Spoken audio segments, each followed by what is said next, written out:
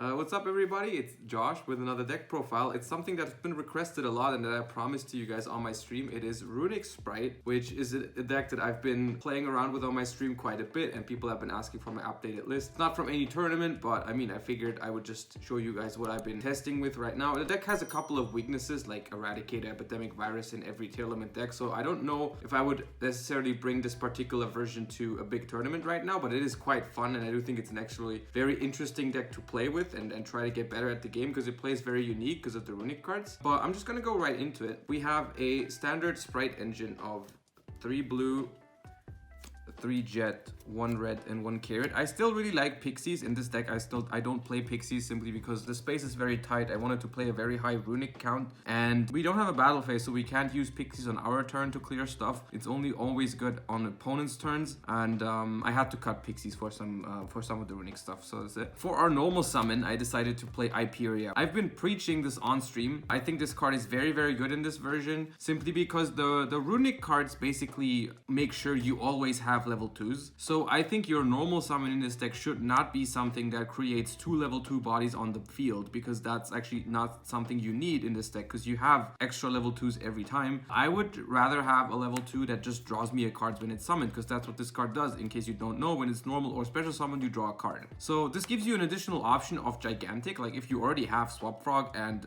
blue or jet, you can actually summon this and draw a card, which is neat. I think this is a lot better than Diva or Nimble Beaver in this version of the deck. One side note though is that I do think the live twins are also quite strong in this deck, but I've decided to test Hyperia and I really like it so far. You can also bring it back with Elf to cycle for another draw, which, because it doesn't have to be normal summon, you can also trigger on special summon. It is once per turn, but sometimes on the opponent's turn I'll just bring it back with Elf, drawing the card, strong in grind games. We still play the frogs.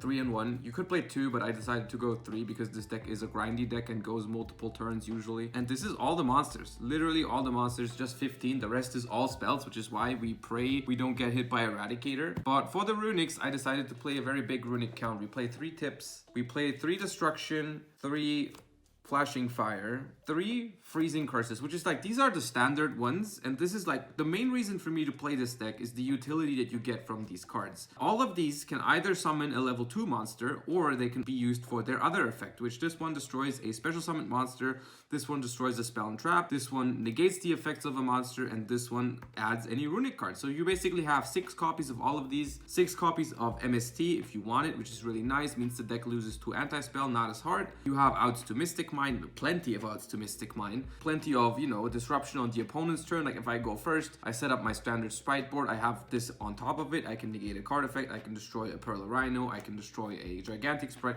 It's quite good in the utility section. I do also run this one, which is very much not standard. This one is Runic Slumber. The first effect is the same, of summoning from the extra deck, of course, but the second effect is you will target a card you control, a monster you control, and the next time it be destroyed, it's not destroyed. So this card is very low impact on the secondary effect. But why am I choosing to run this? I decided to run this because, like I said, I want a very, very high runic count, which 15 quick play spells is what I decided to go for. And I really like having this particular one because of 2 reasons. The first reason is these ones actually are very powerful, so I would like to use these for their first effect. I don't want to use these to summon these 4. I want to use them for their utility effect a lot of the time. So I added 1 more that I can use to summon whenever I draw it, so that all of these can be used for their utility effects, right? I'll use this one to summon my fusion, grab my field spell, and so I'm able to use all of these for their utility effects. However, if I have one of those that I can't use at this time, this is the one that can always be activated to trigger my field spell draw, which is why I chose to run specifically this one, right? If any of these are dead, let's say I have this, right, and I can't activate the first effect because my opponent doesn't have a monster. If I have it in combination with this, I can always use this one to summon, and then this one can always be activated to trigger the field spell draw, which is why I think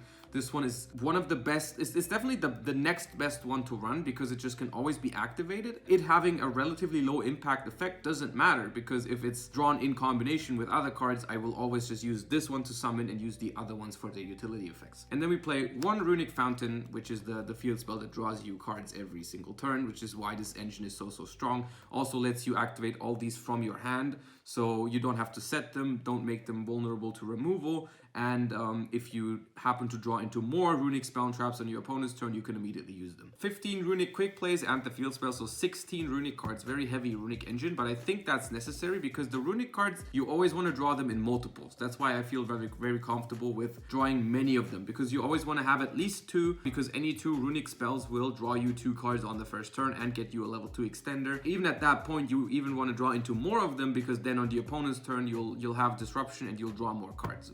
3 starter, 1 smashers. That is standard Sprite stuff.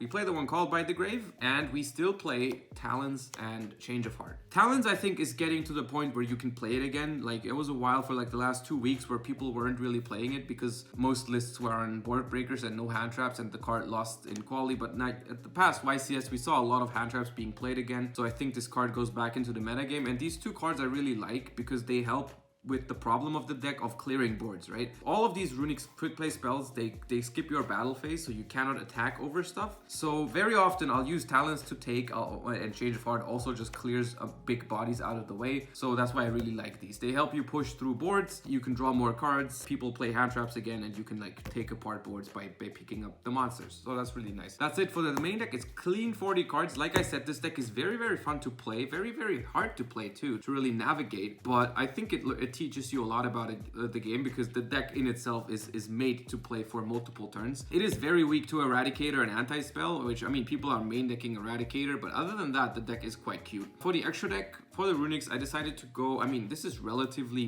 big Runic package for the Runick Spright deck. 2 Hugin, just in case one gets negated, you want another one. Also, you're always using one on the first turn, so if you ever want another extender, you need the second one. This one is technically not mandatory. You could consider taking out the dog, but I think it's quite nice to have this, especially on the opponent's turn when they try to go for a kill on you and you just summon this. Can't be destroyed by card effects. When they destroy by battle, you get to pop a card. It's really hard to kill through this. Going second, sometimes you can immediately go battle phase, summon this with a Runic spell, crash, and then pop something, which is really neat. It's also an out to certain floodgates. It pops any card, so you can essentially also out anti-spell with something that is not Runic destruction. You'll have to wait a turn, but you know, technically it works. XYZs, we play 2 Gigantic, Toad, Djinn Buster, and Onibimaru. This is nice to get stuff off the board when you don't have a battle phase. I cut the Zeus package for these 3, which I sometimes still miss the Zeus, but I think it's the most reasonable thing to take out, which is also, I think, the biggest weakness of this deck. Not being able to play Zeus is a big drawback, but I mean, the upside you get from the utility from the Runics is quite good as well. So yeah, but that's it for the XYZs. The Lynx is where it gets a little bit different. We played only 2 Elves simply because the deck already has a very strong grind game, and I chose to play utility cards instead.